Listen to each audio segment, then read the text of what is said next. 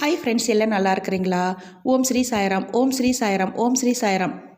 நம் சாயன்பர்கள் அனைவருக்கும் வணக்கம். நம்ம சாயப்பா சீரடியில் இருக்கும்போது ஒரு யோகி போல தாங்க வாழ்ந்துட்டு வந்தார். அவர் சாயப்பா பிச்சை எடுத்து சாப்பிட்டுட்டு இருந்தார். தன்னோட மகிமையால் நோய் உற்றவங்களுக்கு அனைவருக்கும் குணப்படுத்திட்டே வந்தார். நம்ம சாயப்பா புகழ் சுற்று வட்டாரம் ஃபுல்லாக பரவ தொடங்கியது. அப்புறம் பல ஞானிகள் சாயப்பாவை சந்தித்தார். அவர் சாயப்பாவோட தெய்வீகத்தன்மையை அறிந்து அந்த நம்ம உலகத்துக்கே அவர் பரப்ப ஆரம்பித்தாங்க.